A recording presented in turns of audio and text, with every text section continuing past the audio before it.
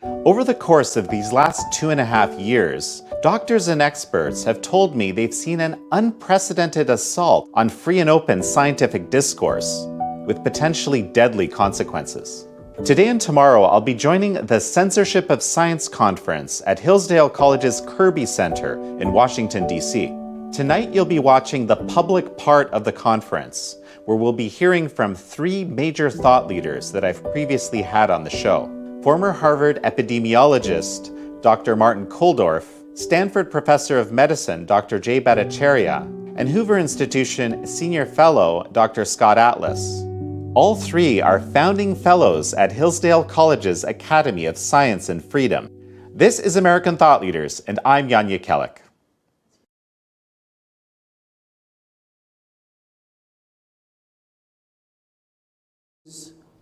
Beyond infection, and those issues include politicization of science. The scientific process has been damaged, and the free exchange of ideas, frankly, is under threat in the United States. To combat that, we need to do more than just fret about it, and so Dr. Arnn, in his wisdom, has initiated this new academy for science and freedom.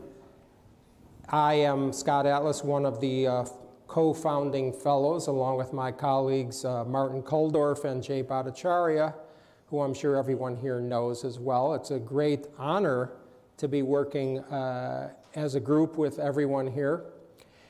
And we have a particular, I have the particular pleasure of introducing Martin Kulldorff tonight as our guest speaker. He is someone who doesn't need an introduction, but it's such a great introduction, I'm going to give it. Martin was a professor of medicine at Harvard Medical School, and for over a decade, one of the world experts on statistical analyses of spread of diseases and surveillance. He was a consultant and on certain committees of the CDC and the FDA, and has helped with the New York City Department of Health and Mental Hygiene, and as a member on the Drug Safety and Risk Management Advisory Committee of the FDA.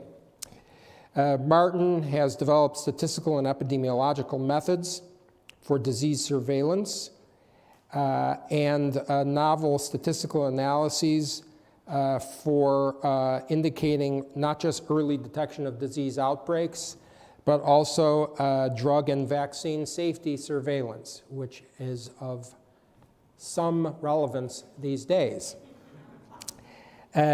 Martin has developed statistical analyses that are used today in the CDC and in places like New York City and other health departments to monitor COVID-19. He is truly an authority on all of the things that we think he might know, but he is more than that. Martin is really one of the most courageous people of all the colleagues that I have come to know during this pandemic. I almost said during this fiasco. Martin, people may remember that I received a sort of a censure by a group of professors at Stanford University Medical School. And Martin Kulldorff was the only scientist in the country who had the guts to go public and write a letter to Stanford, not only in defense of what I said, but specifically challenging all the signatories to a debate on the issues. Needless to say, 0 accepted that challenge to debate Martin Kulldorff. So it is really a great pleasure and honor to introduce Martin as a colleague in this new institute, as a courageous and honest individual, and as a friend. Martin?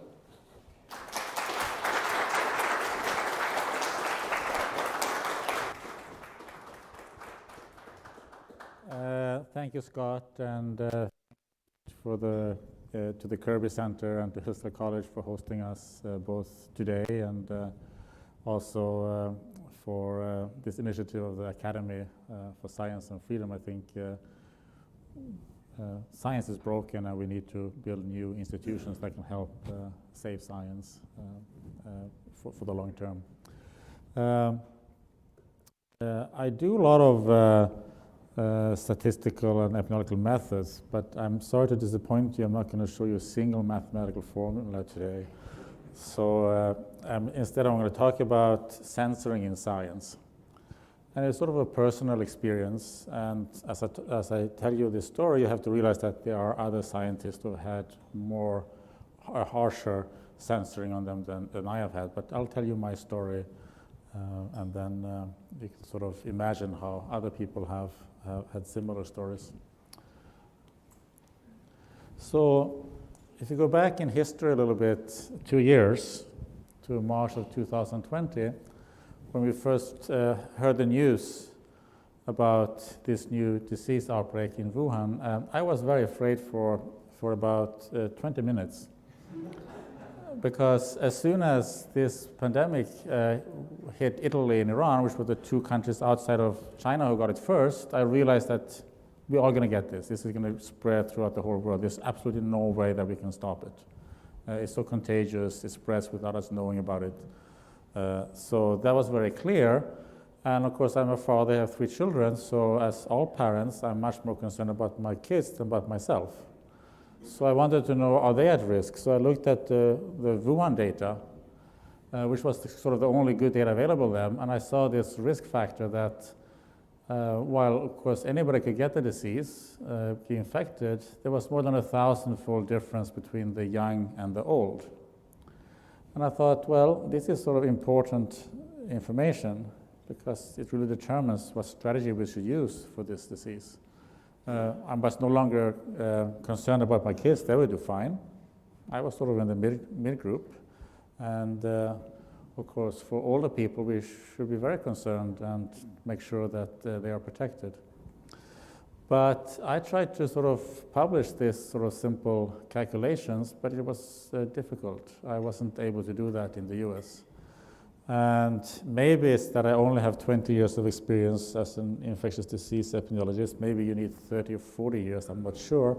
Or maybe it's because I was only a professor at Harvard University, and maybe they wanted a more prestigious place. But I'm not sure why, but I was unable to do so. So eventually I posted what I wrote on LinkedIn, because I can post whatever I want there after 3 or 4 weeks of trying. But because I figured that, okay, nobody wants to hear this, but it's important actually that for historical purposes that it's clear that there were people already back then who knew these things and knew what sort of was the appropriate approach of protecting the old but not shutting down society for children and so on.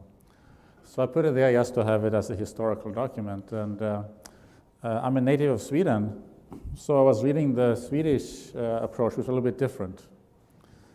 And but I was a little bit afraid because there was a debate in Sweden, so I was sort of afraid that the public health authorities there who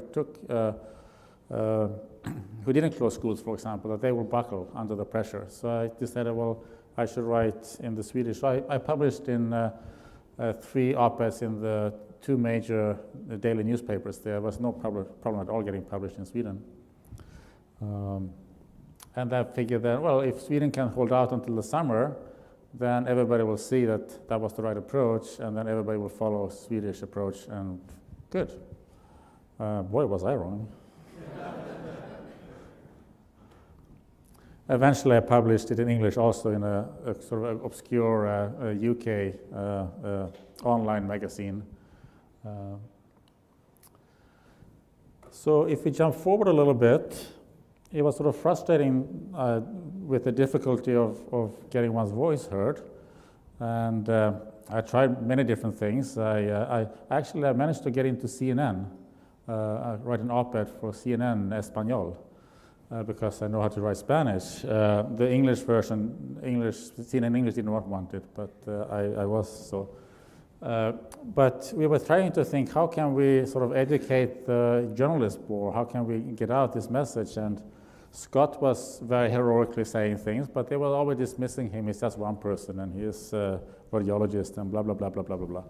And other people were sort of dismissed because they were one person, or they were not. There was always something wrong with them. And so there was silence. So we figured, okay, if the three of us, me and Dr. Bhattacharya, who is in the back here, and Dr. Sunata Gupta, who is, in my view, the preeminent infectious disease epidemiologist in the world, we got together and we wrote the Barrington Declaration, a one-page thing, where we argued for better focused protection of older, high-risk people, at the same time as we let children and young adults live near normal lives, so as to minimize the collateral public health damage from these lockdowns and other measures. That was, it got some attention, and it got enormously attacked. And every time I read an article about it in whatever newspaper attacking it, they would always have the link to the declaration. I said, yes, because then at least some of those reading it would actually click on it and actually read it. And by now, I think about 935,000 people have signed this declaration, which makes us very humble and thankful. The reaction from the director of NIH, Francis Collins, was he wrote to Tony, that is Dr. Fauci, look at this, the proposal from these three fringe epidemiologists. You have two of these fringe epidemiologists here in the room today, who met with Secretary Azar, who is Secretary of Health and Human Services, seems to get attention. There needs to be a quick and devastating published takedown of its premises. I don't see anything. Is it underway? So what do you think Dr. Fauci responded?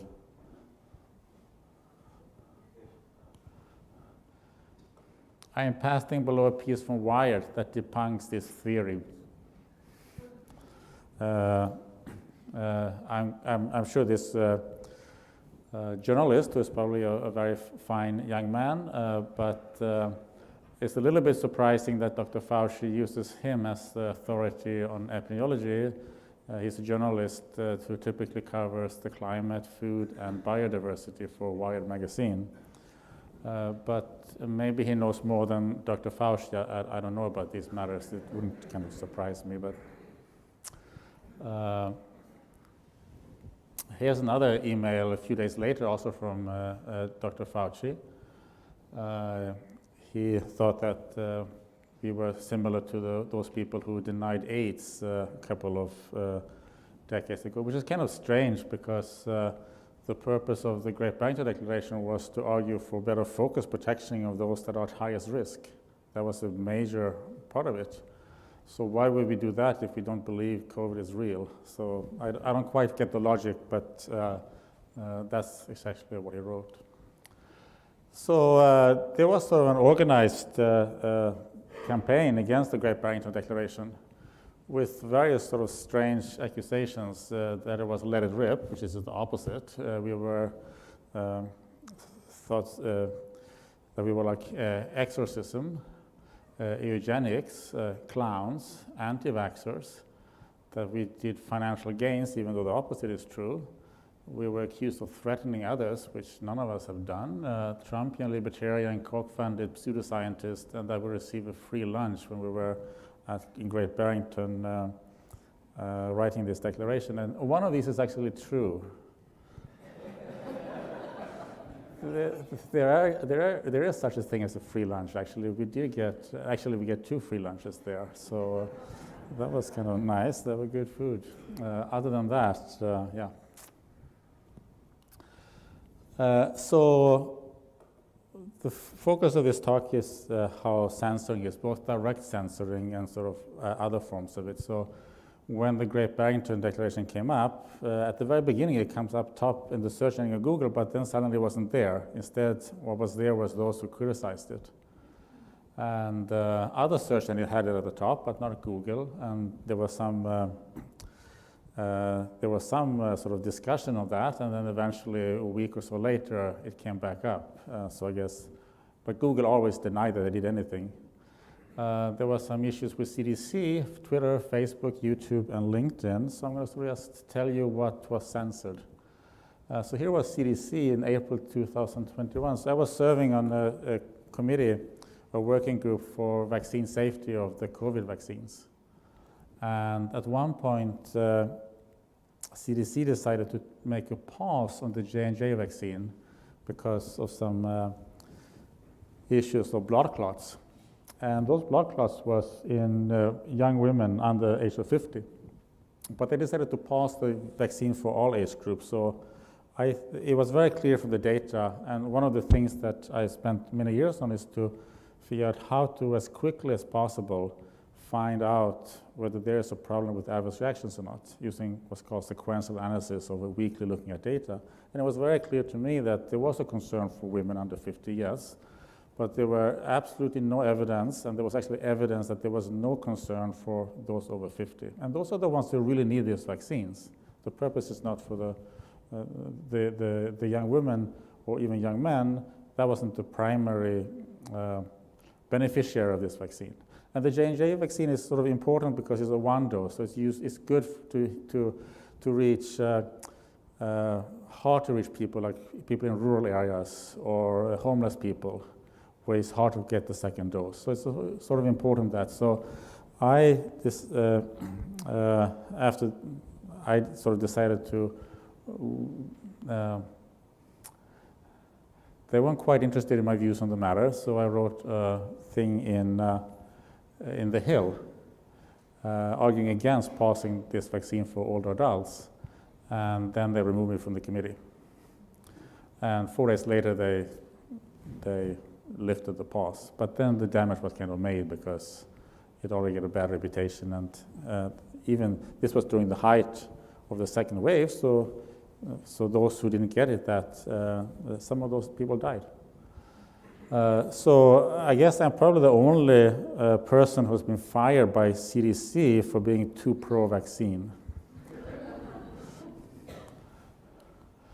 Also in the spring of 2020, I wrote on Twitter, somebody was asking, do you think that young people should get vaccinated, and what about those who have had COVID already? So I said, no, thinking that everyone must be vaccinated is as scientifically flawed as thinking that nobody should. COVID vaccines are important for older, high-risk people and their caretakers, not those with prior natural infection or for children. So to me, that's sort of just basic epidemiology. Nothing strange with that. But Twitter has some people who I guess they consider themselves to be expert in this area, and they didn't like it, so they censored it so that nobody could share it or reply it or like it, which basically means that pretty much nobody will find it.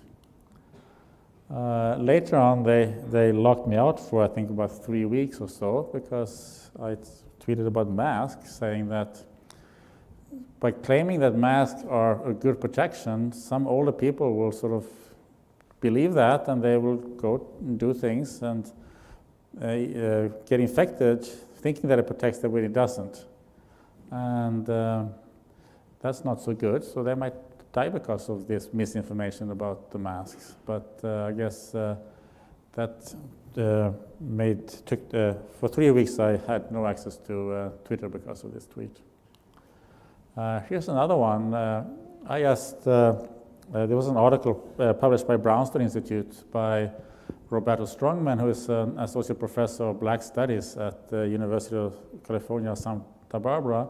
And he wrote a very interesting historical expose of how masks has been used historically, for example, to silence slaves.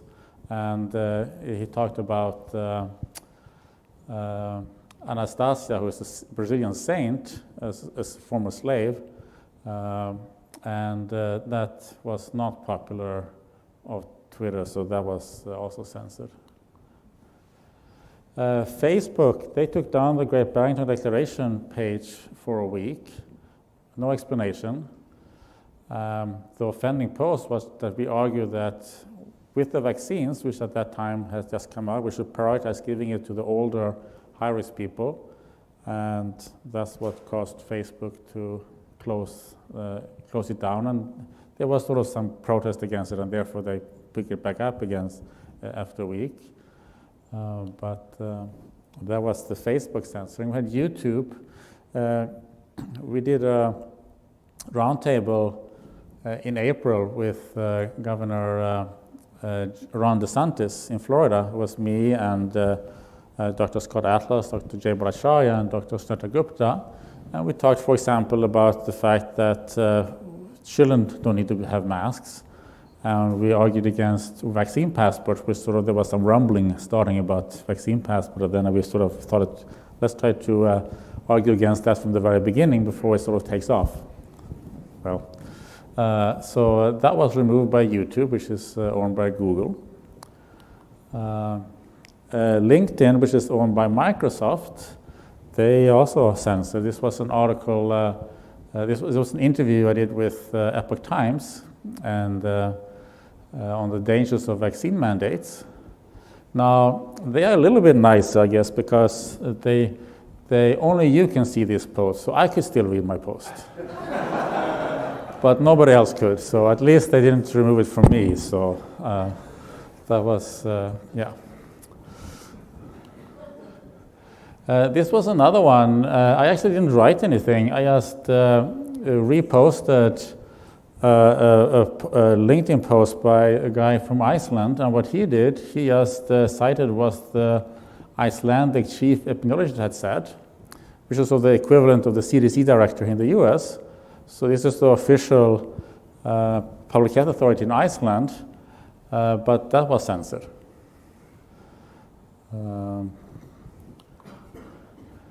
Here another one. Here they were a little bit harsher because not even I was allowed to read this tweet. They removed it completely. I was arguing that since the people who have recovered from COVID, they are the ones who have the best immunity, better than those who are vaccinated. So they are the ones who are least likely to spread it to others.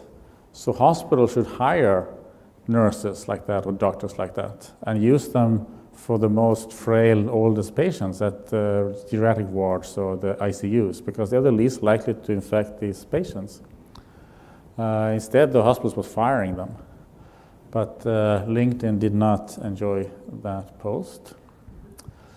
Here's another one. We, together with Dr. Bhattacharya, we wrote a Newsweek article about how Fauci fooled America with the various things about public health. And LinkedIn took that away also. But Microsoft News, they actually republished it. So one arm of Microsoft is censoring this article because LinkedIn is owned by Microsoft, but another part of Microsoft is actually republishing it. So I shouldn't be too, I guess, upset with Microsoft here, but it's a little bit, so I guess they are sort of, maybe they should just sort of skip it and just censor themselves, I guess, or something like that. Here's another one that Microsoft or LinkedIn didn't like. During the AIDS pandemic, we blamed the sick, we stigmatized gays, we did fear-mongering, we ignored the poor, slow with treatments, and NIAID was headed by you-know-who. And during the COVID pandemic, blame the sick, stigmatize unvaccinated, fear-mongering, lockdowns harm the poor the most, slow with treatments, and NIAID is directed by you-know-who. So when will we ever learn? And hopefully one day we will learn. Later on, LinkedIn actually closed down my account. And Jeffrey Tucker at Brownstone, he then wrote an article about it, which then got tweeted. So I never asked to be reinstated, but they did it automatically. So I think somebody at LinkedIn read this, what Jeffrey wrote, and sort of reversed the decision. So this was the last post before suspension. By firing staff with natural immunity after COVID recovery, hospitals got rid of those least likely to infect others. I think this is sort of an epidemiological fact. But that was the tweet that got me in trouble. So Twitter, LinkedIn, YouTube, Facebook, they have permanently suspended many accounts, including scientists. And I have continued to speak up, but I self-censor myself because these are important channels of communication, so I don't want to be removed, so I'm careful with what I say. And for a while I was thinking, well, I don't really want to do that because I should be able to tell what I want, and maybe I should just forget about Twitter and LinkedIn. And I talked to a dear friend of mine who is also on the faculty at Harvard, and her family comes from Slovakia, and her family was very active against the communist regime in Czechoslovakia. Her grandfather was like one of the leading dissidents there, and she sort of told me, no. You can't just walk away. You have to use whatever they allow you to use. And then you just have to be careful how far you can go so you can keep doing it. Because otherwise you let them win. So she convinced me sort of to okay, I need to continue using these venues for communication. But censoring, it leads to self-censoring, and also it leads to self-censoring of people who are victims of this censoring because they see that somebody else is censored. Okay, I don't want to be suspended, so I better be careful with what I say. And of course, that's the purpose of authoritarians and the purpose of these things. And sometimes why they sort of kind of randomly select who they censor and what they censor, because they want people to be uncertain about what they can and cannot say. But there are things that are ways to fight censoring. I think one is through exposure, using alternative platforms, but we cannot only use that, we also have to use the ones that reach the most people. And then some jujutsu maybe can be used. So for example, when Robert Malone was censored, was removed from LinkedIn, other people were sort of complaining about it and saying that it's important that scientists can have debates.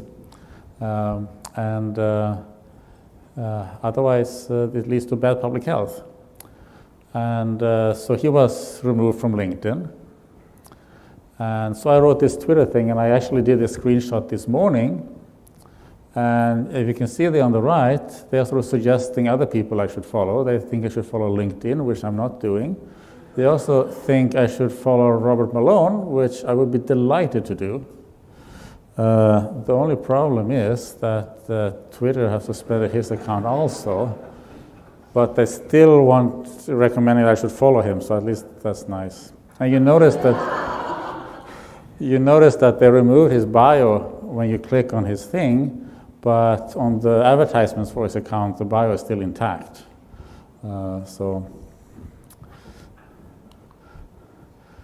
The alternative platforms, and I sometimes post on Getter, Gab, Parler, and Speaks, and I've never been censored there. There's also Truth Social, which is a new platform. So I think it's important to use that, but I think we also need to use the existing ones. We can also try to make a little bit fun of people. So once I wrote an op-ed in The Hill, and I didn't feel I should maybe if I posted on Twitter, they would censor me. So I said, well, Twitter doesn't allow me to, vaccine scientists, to freely discuss vaccines, but you can find out it on these other accounts. Earlier this week, I said, having been censored by Twitter, I must be careful what I write about masks. And then I said, if you do surgery, please wear a surgical mask. It will protect patients. And I think that's, nobody can argue with that, no?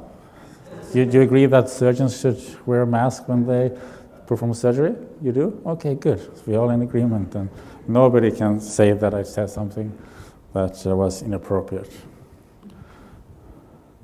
So it has been really stunning to be a scientist during these last 2 years. It's kind of been absurd. We have an NIH director, Collins, and an idea like Fauci thinking that you promote science by silencing scientists through published takedowns. It's pretty absurd. You have a geneticist and a virologist thinking they know epidemiology better than epidemiologists at Oxford, Harvard, and Stanford, and calling them instead fringe epidemiologists. We do lockdowns to protect young, low-risk members of the laptop class instead of focusing protection on older, high-risk people. This mistake led to many deaths, and many unnecessary deaths. We have people pretending to care for the global poor who favor lockdowns that has caused more harm to the poor people around the world than anything other than war and slavery. That's sort of be astonishing and absurd, in my view. People have been accusing working class people who oppose these devastating lockdowns as being right-wing extremists. They're just the one who have taken the biggest brunt of these lockdowns, and they have lived the experience of it. We had scientists signing in Lancet, a famous medical journal, publishing a petition questioning national immunity after COVID recovery, something that we have known about for almost 2,500 years, since the Athenian plague in 430 BC. It's not surprising that national immunity is strong after COVID, and that is better than the vaccine immunity. We would have been very surprised if it was anything else. We had a CDC director who believed that face masks provide better protection against COVID than vaccines. And then another CDC director who questions national immunity after recovery. We fired people with national immunity after COVID recovery, even though they are least likely to spread COVID to others. CDC was firing me as a pro-vaccine for being too pro-vaccine. Big tech censoring apologies to get the pandemic right while boosting those who got it wrong as COVID experts. Sometimes people sort of said, these are the COVID experts, and there's people like who actually are not even who don't understand infectious disease epidemiology and public health at all. And then we have zero COVID, and I won't talk about that one. So what are the alternatives? Well, we have debates instead of censoring and slander. Scott mentioned that I offered to debate any of these, was it 98 or so, Stanford faculty members who wrote this letter criticizing him, and that invitation is still open. If you know any of them, let them know that I'm happy to debate them, either here or somewhere else. We should have had discussion how better to protect high-risk older people.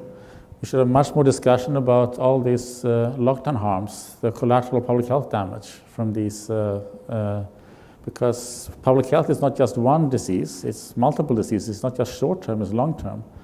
So those are basic principles of public health that we have to follow, and we didn't during this pandemic.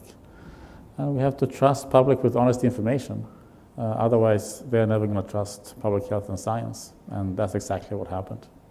There's a reason that people don't, there's a good reason why people don't trust public health and science, and I think the Academy of Science and Freedom is, one aim is to sort of restore it so that we deserve that trust again. Those were my remarks from the last 2 years, and I'd like now to invite up to the podium my colleagues, Dr. Scott Atlas, Dr. J. Bhattacharya, and to moderate a Q&A session here, Jan Jeljek from Epoch Times.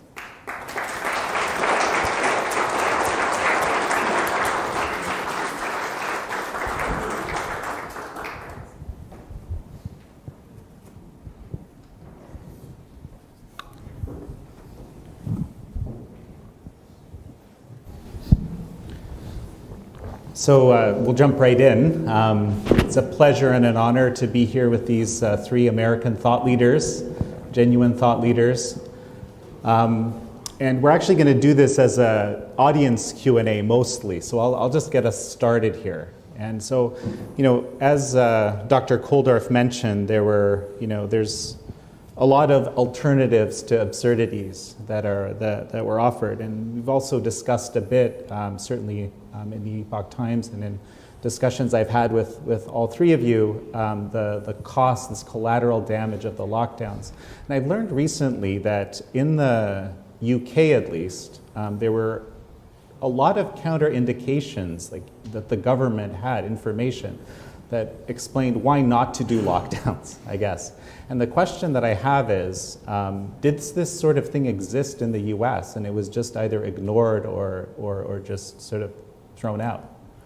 So there was a paper in 2006 by Don Henderson, who is a famous infectious disease epidemiologist. He was instrumental in the eradication of smallpox, and which laid out very clearly that lockdowns are not the way to go, and for a variety of reasons. And so I think most countries had this sort of pandemic plans for what to do, and they were all protect those who were most vulnerable and try to have society function normally. So, and Jeffrey Tucker wrote a very good article just recently about in Brownstone Institute about this Don Henderson and what he said in that paper from 2006.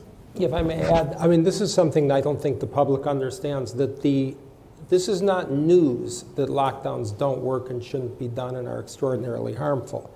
The standard literature on pandemic management before this pandemic was that lockdowns should not be used because they don't work and they're extraordinarily harmful. And the key paper that Martin is talking about was really accepted. This was a complete change in the accepted management of a pandemic, what was done. Do we have a mic going around? And let's do a question from the audience. Right over here, first hand. So, Dr. Kulldorff, thank you for your remarks. And the whole time I'm listening to you talk about the way that you've been censored, and all of you have been censored, the question is why? What is it that drove what we've seen over the last 2 years? Was it greed? Was it partisanship? Was it fear? Was it ignorance? What explains the way that we have seen not just our government react, but governments around the world, and big tech and pharma, all this stuff? Why?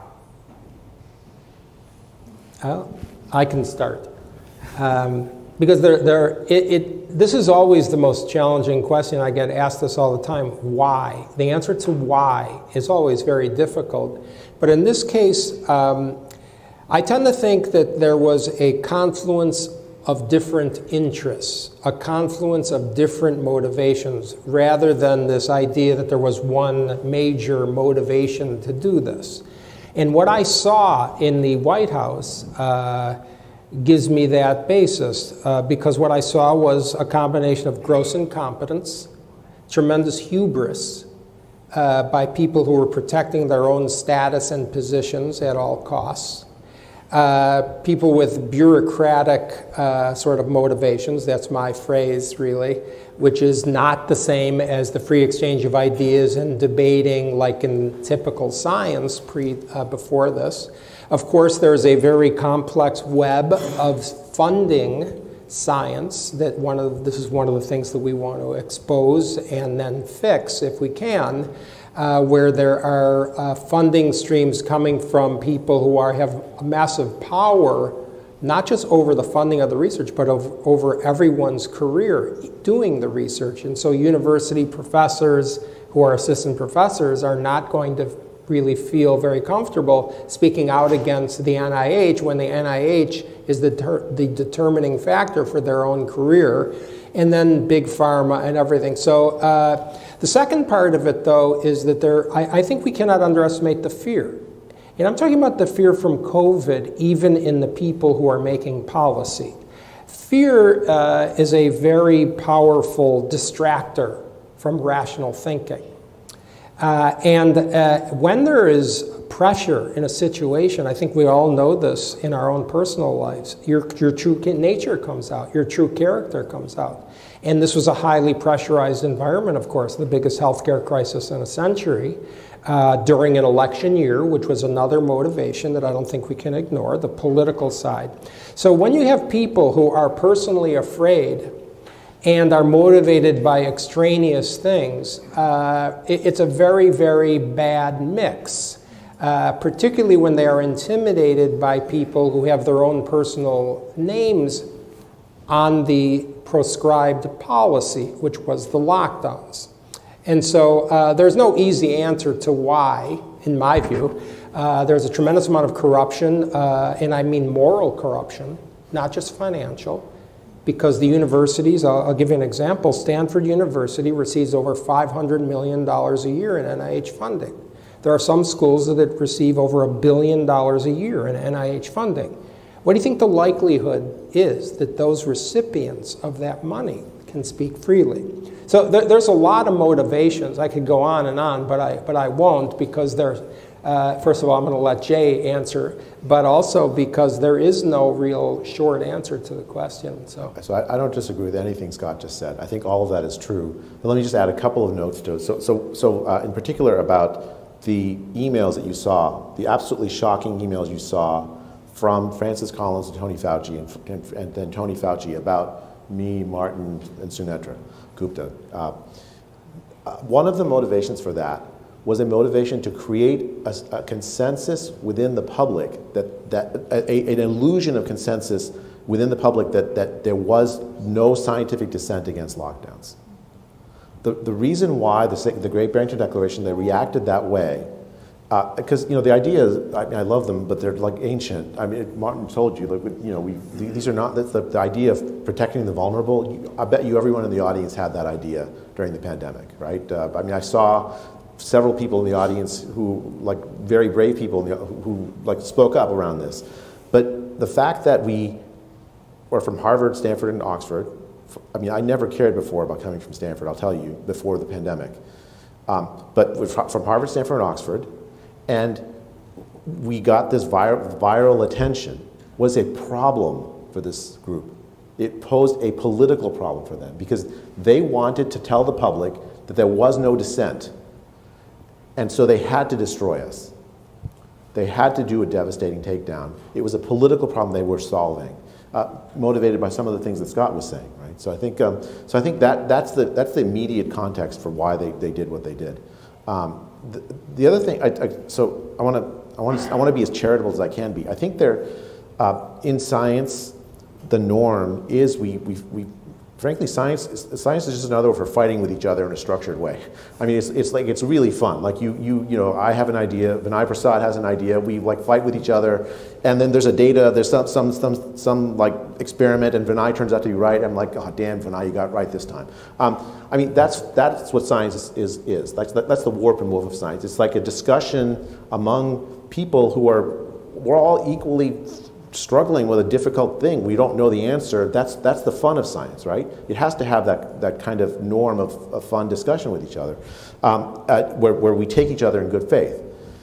The norm in public health is a little different, right? In public health, if I, as a professor in a school of medicine, get up and say, smoking is good for you, I've committed a sin, right? The scientific literature is completely convincing that smoking is terrible for you. I should not ever get up and say smoking is good for you. I shouldn't even hint at it. Frankly, joking about it right now is probably going to get me in trouble. That's going to be an excerpt on YouTube. Oh God, please no. I violated a norm, a real, true norm, a good norm, right? Because I have a responsibility because I act in public health of not crossing that line and misrepresenting what's in the scientific literature. That's a true norm in public health. So public health doesn't actually encourage complete free discussion of ideas. Legitimately doesn't. But the ethical basis for that norm is that there's a scientific consensus. And when you have a novel disease, when you have a situation where there's a whole lot of scientific ignorance because we just don't know about a whole, how does the disease transmit, what's the risk of dying if you get the disease, how best to treat it, so on and so forth. Well, you don't have that moral basis. Scientists need to be able to talk freely with each other about these things before you can apply the public health norm morally. And what happened was that the folks that Martin showed you, they applied the public health norm before the scientific discussion had actually been done, before the consensus had happened. And it was an immoral act because they misapplied a legitimate norm in public health to scientific free discussion. Can I add something to that? Because I'm gonna disagree a little bit. A lot of the stuff was known in the spring of 2020. That's true. And, the first person that came out with saying that the See, I'm going to have to censor you for... Oh, I'm sorry. targeted protection was Johnny Anides, to my knowledge. He's an epidemiologist at Stanford. He was met with a backlash. And in March, I wrote a paper on calling for targeted protection and stating some facts about who was at risk, because this was already known. There was a body of literature in March and April of 2020. And when I wrote my paper in March of 2020 asking for targeted protection, I sent it to the Wall Street Journal. And I'm naming them because I think a lot of people think, oh, there's some kind of a left-wing media cabal. No, it really was much more pervasive than that. My rejection from the Wall Street Journal said, oh, we're already publishing all this stuff on targeted protection. And so because people asked me, why did the first paper you wrote go into the Washington Times? And I put it in the Washington Times because it was rejected from the Wall Street Journal, and it was urgent that this stuff was laid out, that the risk to it was known in a very targeted group of people, that we need to protect those people, that it's very harmful to do the lockdowns, et cetera. And so there was an enormous amount of information known from studies all over the world. It was known by the end of spring 2020 that we must open the schools. Known, it was proven, it was not arguable that children had an extremely low risk if they were healthy, that most children did not spread significantly the disease, and that there was enormous harm for closing schools. That was known in the spring of 2020. And when you said that, you were vilified, and as Martin articulated here, it was pointed out that you were dangerous. And that's how the lockdowns were accepted by the public. It's that there were two things done. One was everyone who was calling for ending the lockdowns was called dangerous because they were somehow therefore calling for what Martin said, let it rip, herd immunity strategy, no protection, which was a lie. And the second reason was they were claiming anyone who was against the lockdown was prioritizing the economy over lives. Yet there was multiple decades of literature showing that severe economic downturns killed people. So the answer of ending the lockdowns for saving the economy was because it was lives versus lives.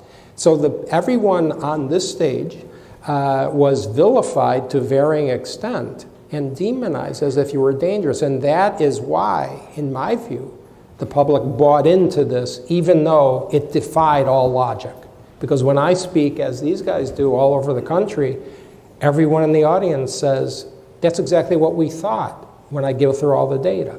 Because it's simple logic that you knew who was at risk, you do everything you can to protect them, and you don't destroy the people who did not have a significant risk.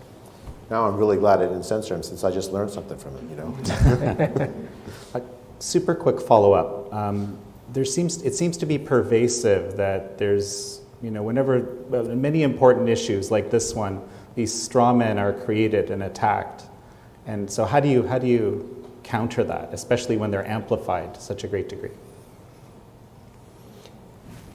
Well, countering a straw man argument, it happens when I was raising my kids, because that was our typical dinner conversation.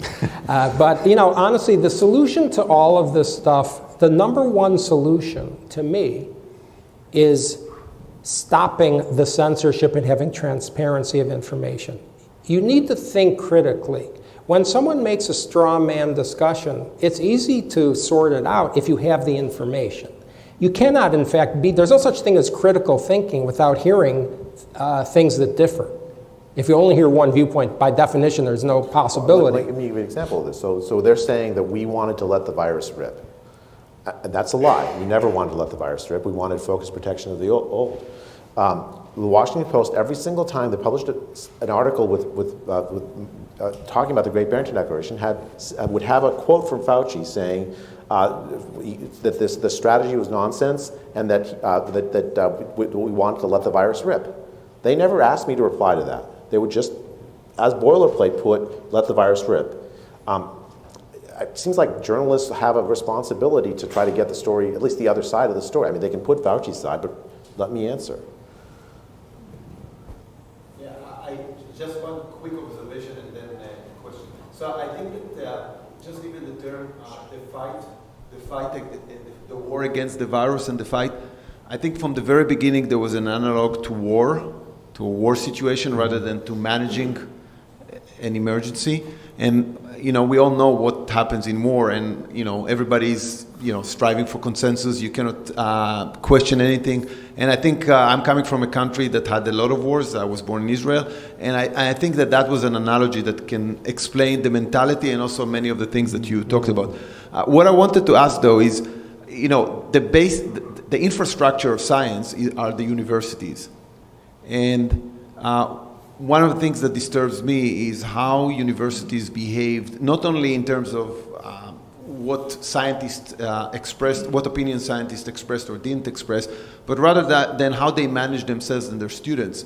And to a large degree, universities were maybe the most extreme manifestation of all of these bad policies. They actually went to remote studies for the longest time possible, other than a few exceptions. They are now mandating boosters to the lowest risk population from the disease and the highest risk from side effects.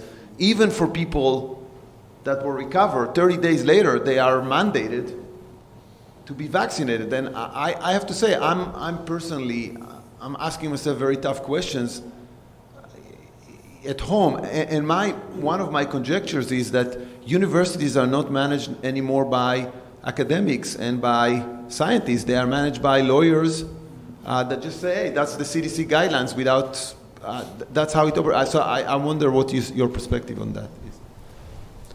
I mean, so like a couple of notes on this. So universities sent, I call them kids, they probably shouldn't call them kids, our young adults home in spring of 2020.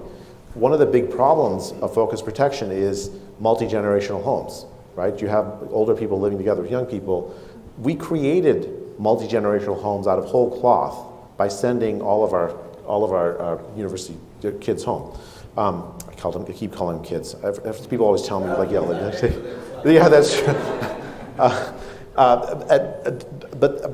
But I completely agree with you. The policies of the university have followed have nothing to do with science.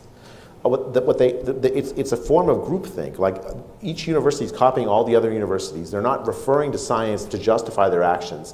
And the key thing is they want to make sure that no one dies of COVID in the university. It's fine if they die of COVID outside. It's fine if they kill themselves. It's fine if all kinds of bad things happen to their education.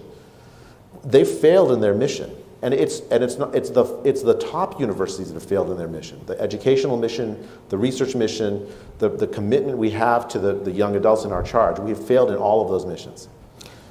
I can add one quick thing, which is people don't know this because it's been scrubbed from the internet, but October 2020, the CDC posted a paper on the damage on their policies about schools. I was in Washington in the White House at the time. And the CDC said, quote, "It is unethical to require testing of students if they don't want to be tested," unquote. Now, that doesn't even go toward forcing vaccinations to healthy people, young people who do not have a significant risk for serious illness, an experimental vaccine. But they even have forced testing, even though the CDC itself in October 2020 said it was unethical. The point is, we have had a breakdown of the ethical leadership of young people and a moral breakdown in the United States, not just by closing schools, but by forcing vaccines that are experimental, that have known side effects, on young people who are healthy and have no significant risk of a serious illness. If, as a society, we're going to claim we need to vaccinate children to use them as shields for adults, that is a complete break in the moral contract that we have as human beings to our children. You are the shields for your children. Your children are not meant to be shields for adults.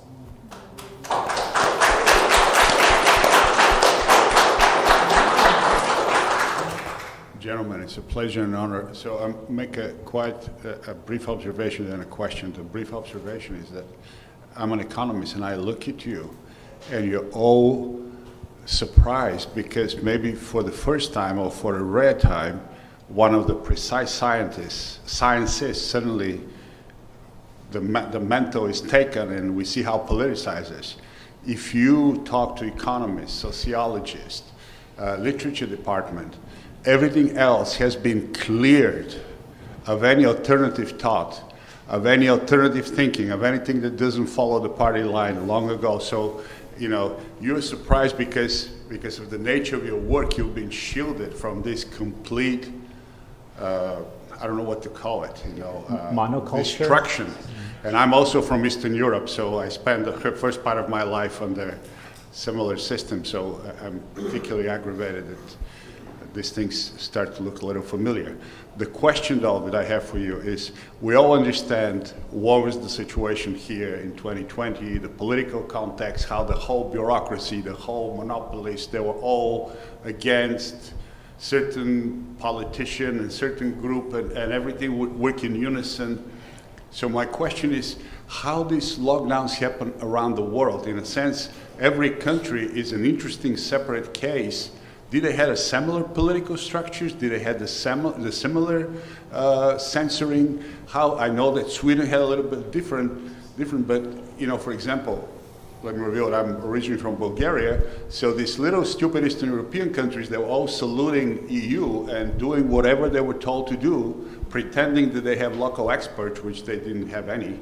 So a lot of damage was done to these much weaker economies in the name of life and all this. So do you have any views of how different countries, because of their institutional frameworks and their political politics, maybe was not so dictatorial, maybe was not so political, maybe they did it better than us? Thank you. So why don't you talk about Sweden? Yeah, why don't you talk about that? Well, Sweden was very different, I think, and it was a huge contrast to see it, living here but still following the news in Sweden. And every time I thought, well, it's completely crazy here, I read the Swedish newspaper, I thought, okay, well, it's one place in the world where there's some sanity. And I think it's not just Sweden, because all the Scandinavian countries sort of have had a fairly similar policy with among the lowest amounts of lockdowns, as well as now for 2 years, among the lowest COVID mortality and the lowest excess mortality. And there was a discussion in Sweden, because those who wanted to lock down more, they had some powerful people arguing the case, including academics and the editor-in-chief of the sort of the equivalent of New York Times in Sweden. But if you go to other European countries, I think in the UK it was very similar in a sense to the US. If you go to Uganda, I think the schools were closed for 2 years. So there were many countries who sort of followed the leads of, I think, the US and the UK on these matters. And if I can add, that is, I think, that's my perception. There's a massive influence of the Western countries. We cannot underestimate. It's not just that the United States is economically intertwined, and therefore if we lock down the US, there's a chain reaction, and the Western European countries, everyone in the world suffers. When you have the head of the US effort get on TV almost every single day for a year talking about lockdowns, and when you have the United States federal guidance that was lock down businesses, shut schools, restrict, don't see your families, don't see the older people, don't even go into the hospital if you're ill. When you have people like Dr. Fauci, the most visible person on the task force during the previous administration and the head of the whole effort now, and Dr. Birx, who was the task force medical side director, when they get up on stage with the President of the United States or next to the President, and they put that out there, and it's on TV and in the newspapers all over, these other countries don't just say, we're going to do what we want. I think that's sort of not the way it works. I may be overstating the influence of the United States, but I don't think so. they still quote what Dr. Fauci's saying in these other countries. And given that the statistical modelers that Martin can talk about a lot better than I can, in the UK, started this whole thing, really, and in the US. And they were so wrong. Their models were proven wrong, grossly wrong, making false assumptions. But those things were put on for some reason on TV, and there was just a herd mentality. And the influence of the United States public health leadership, in my view, is to blame for what happened in the rest of the world to some extent.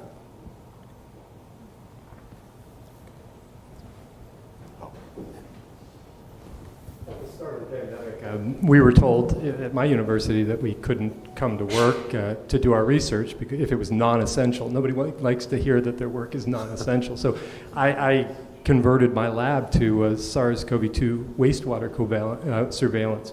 And for the past year and a half, I've generated troves of data on virus transmission using wastewater. And one of the things that I've realized is that you could plot these data and superimpose when mask mandates are put in or fines or whatever those things and get a really amazing picture of how effective those policies are using wastewater. And so I'm wondering if if anybody's doing this on a bigger scale. Like I've been doing it for my community, for San Luis Obispo. I've gotten in trouble for saying some of the things that I have, but it's grounded in science. And it's grounded in poop and the transmission data that I'm seeing. And I'm just wondering if you've seen anybody, if anybody's doing this kind of work, looking at wastewater and correlating trends in wastewater virus loads to certain interventions that have been used. So there was a recent New York Times story, I don't know if you saw, where the CDC admitted to hiding data, hiding information. One of the things that they admitted to not really revealing was their wastewater surveillance. The idea that a premier public health agency in the United States is like hiding data, I can't wrap my mind around this, right?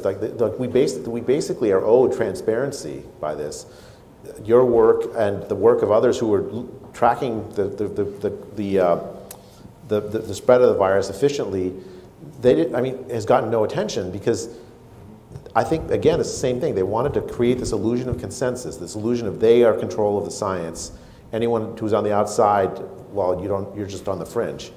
And I think, just imagine how much better we would have done if we'd had all the minds of people contributing to this discussion in the normal way. Like we would have had a lot more fights, but we would have ended up in a much better place, I think.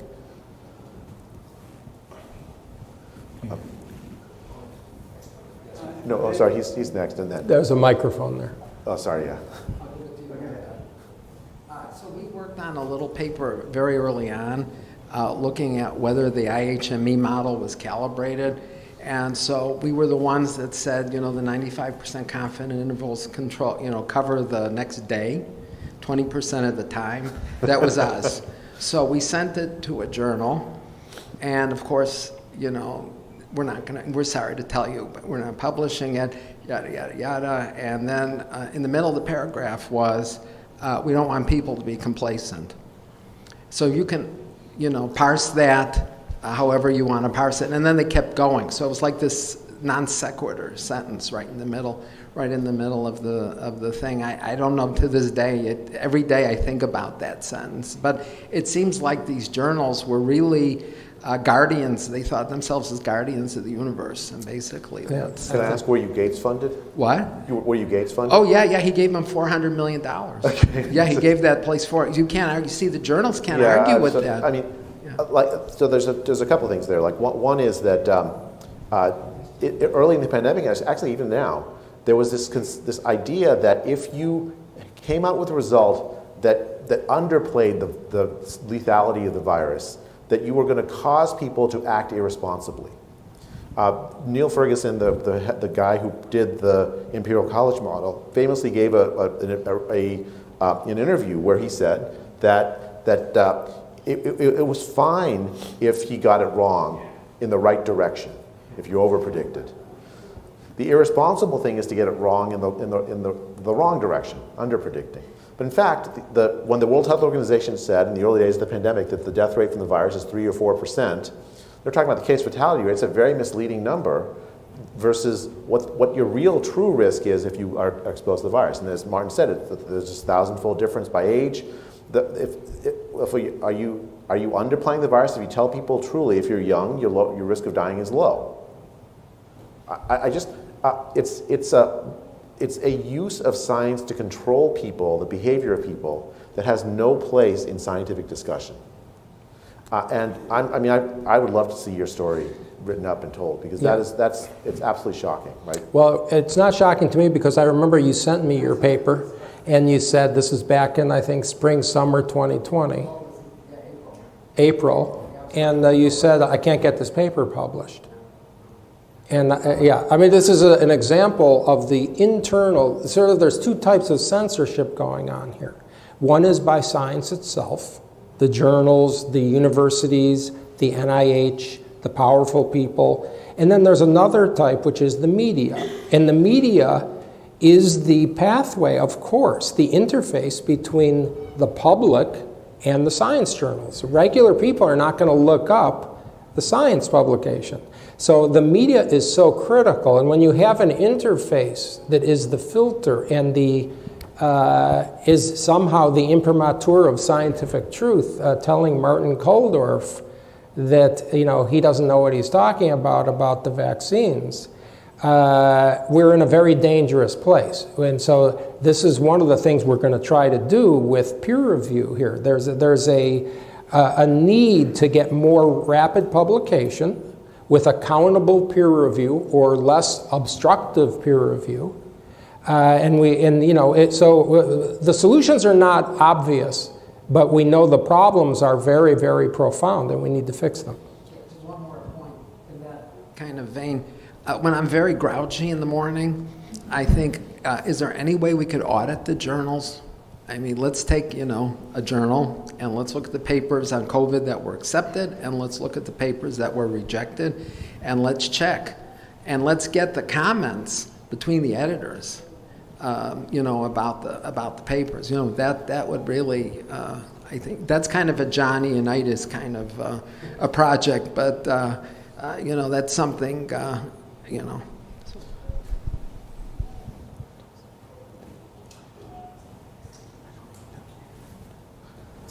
Who's over here? Aaron, we got you next. You mentioned you were at the White House in October 2020, and I'm wondering if you can shed some light on why it was that President Trump and maybe his advisors didn't have any of you people advising him instead of Dr. Fauci. Well, I was called, I detailed this in my book, I don't want to bore everyone with all the details, but at the end of July, and asked if I would help the president. And so I said yes, okay, because there is no other answer, it's my country. When I got there, I was shocked at what I saw because the people on the task force on the medical side were incompetent, didn't know the data, and concerned about self-protection, and threatened when I would walk into a meeting with 12 or 15 scientific publications and go through a little mini soliloquy of the data, and they had nothing except, you're an outlier, they would say. And they would go to the media. And what happened, the question is, what happened, really why? There was somehow we diverged into a country where our leaders have abrogated their responsibility to lead by saying, oh, that's the CDC guidance. That's what Fauci and Birx say. They were given the authority as opposed to just being there advising and letting the people in charge have the authority. And so now we have somehow a CDC that is taken as a law issuer, a rule issuer. That's not what the CDC ever was intended to be. It gives guidance, that's it. But that's not the current situation.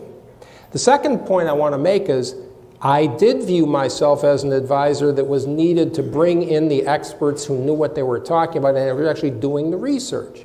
And so I set up a meeting and brought in Martin Kulldorff, Jay Bhattacharya, Joe Ladapo, and others, people from Stanford and Harvard and UCLA and Tufts University. And we met with the president. And the people on the task force, specifically, that meeting was scheduled so Dr. Birx could attend. Dr. Birx withdrew from the meeting right before it happened. Didn't want to have the discussion with people doing the research. That's not the mark of a scientist. Okay, science is the debate. Science is being able to know the material enough so that you win on the basis of knowing more. And if you don't know more, your opinion doesn't carry the day. And so we met with President Trump, and the next day we met with the 5 of us, of the people, met with Vice President Pence. And then later, I brought in Dr. Gupta, Bhattacharya, and Kulldorff to meet with Secretary Azar, because Secretary Azar wanted to hear answers to his questions. And so we did the best we could. But the bottom line was the authority over the federal guidance to the pandemic was given to Doctors Fauci, Birx, and Redfield. And today, that continues because it is given, as you've heard our current president say many times, whatever the CDC says, whatever Dr. Fauci says. And that is the really gross malfeasance of leadership, in my opinion. So this will actually be the final question, Dr. Cariati. Yeah. So as a follow-up to that, I think this problem of the relationship between science and political authority is a very, very difficult one. All of the solutions seem to be in a sort of all or nothing extreme direction. And I've thought a lot about, okay, what created that? And it seems to me that the political authorities are going to anoint some scientist or group of scientists to be, in the current climate, the experts that we're going to listen to. And unfortunately, Dr. Atlas, you just named the ones that were anointed, and we all know sort of the results of that. But I think one of the challenges is that the answer to most scientific questions is nuanced, right? The Great Barrington Declaration is nuanced in the sense of, is COVID, bad? Well, it depends. Are vaccines good or bad? Are they helpful or unhelpful? Well, it depends. It depends on your age group, your risk categories, all of these nuances which, at the journal club, at the medical school, we discuss and get down into the weeds on. Politicians don't really seem interested in that. They want something for the stump speech. They want an answer. And especially early on in the pandemic, when the media was focused on COVID case counts and COVID death counts and state-by-state comparisons, there seemed to be this kind of mimetic rivalry between governors to do more and more extreme measures. Like I'm seen as doing more to address COVID if my lockdowns or my policies are sort of more extreme. And so, but my question has to do with how can the nuances of science actually interact with the more binary or all or nothing sort of policy tendencies that, people who are looking to get reelected or the media. I mean, I think this has to do with the media as well, right? You get 60 seconds to do a soundbite, and it's hard to get a lot of nuance in that context. How do scientists interact with those systems without compromising what we should be good at, which is subtlety? Go ahead. I think public health and public health scientists have no choice but to trust the public if it wants to be trusted. It has to trust the public by honestly say what we know, by honestly say what we don't know, both of those things. Because what's happening is that public health CDC says something which then turns out to be wrong. Nobody's going to trust CDC then. So the only way forward is to be honest, even those things that we don't know about. And it also requires courageous leaders. Okay, we do have people in this country who looked at the data and made a decision that used logic. I mean, I could point to several of them. One that everybody talks about is Governor DeSantis. I had conversations with Governor DeSantis since the spring of 2020. We've all appeared on panels and had many conversations. This is a person who makes it his business to know the data and then to make a common sense assessment of what needs to be done. And he's been proven right. Okay, he did better than a lot of states, most states that did the lockdowns, and better than my own state of California on a data-driven analysis.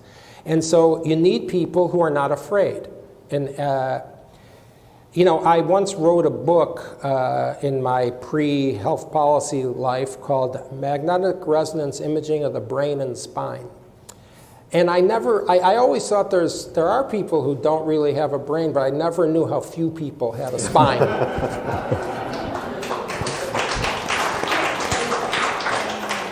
Aaron, can I address one thing I thought you said is quite important?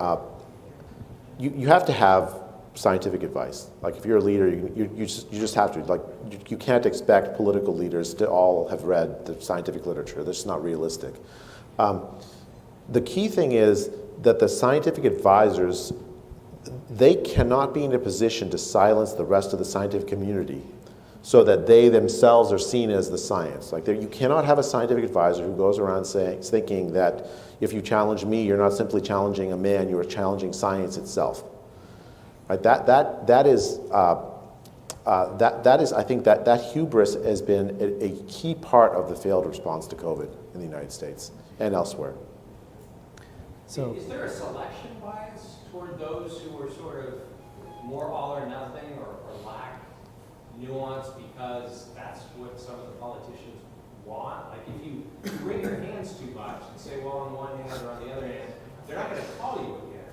Do you know what I mean? Well, you know, Scott has a very good way of distilling scientific nuance into a compelling way. You can hear him when he speaks, right? There's a reason why presidents speak with him. I think there's a skill to that, but Scott is also open to reading the literature, and we'll have scientific arguments. Well, I mean, to be honest, I called these guys and Johnny Anides every day to every other day for 9 months straight. And so, because you need to hear people's opinions. We all can read. We've all reviewed papers. We've all reviewed grants. We've all submitted these things. But you need to hear what people think and bounce things off of people. That is what the essence of really coming up with the right answer. I think Martin said something very important too. The information is needed not just for the public and to trust the public, and that is, but it's also needed because that's why I brought in a bunch of other people to talk to the president. The presidents, these politicians, they need to hear it. They need to get enough divergent opinion so that they can be critical thinkers because it's their responsibility. And so I think that, it all boils down to the lack of censorship, the transparency of information, and that really is the sort of most obvious solution to most of these things. So, okay.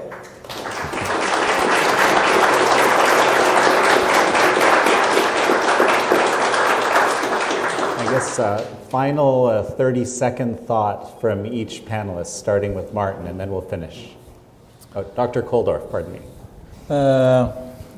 Well, thank you all for coming here and for listening. And I think the role or the task of restoring trust and restoring in public health and science is something that we all share. So I hope that's something that we can all do together, both everybody here as well as many people around this country and around this world. We have to do this together. Yeah, I'll sort of echo what Martin said. I want to thank everyone for understanding the seriousness and the urgency of the problem here. The country and the world was harmed significantly, and we can't let that happen again. And so I'm very delighted that so many people accepted our invitation to come here, also for our event tomorrow. I must say that there are still people who said they support us, but they wouldn't come tomorrow. They're afraid. So this is a problem that is very serious. There's no quick solution, but it's going to take everybody's effort and more people to have some sort of commitment and courage, and eventually with a wide sort of population basis of getting something good accomplished, we will do it, because it will not come from top down. All these things, these changes have to come from bottom up people. So I just want to thank each of you that's come. From many of you I've learned during the pandemic. I've read some of your papers. Frankly, you give me hope that scientific discussion, science is still alive. And I've doubted that sometimes during the course of the pandemic. I think in order for science to revive, to be what it really should be, it's in badly need of a reformation, right? A reestablishment of the norms of the Enlightenment that, to me, it's darkened during the pandemic. And I think this effort, you all that are in the room, I know will be a big part of that reform and the reestablishment of science as a force for good in this world. Well, and let's give them all a hand of applause.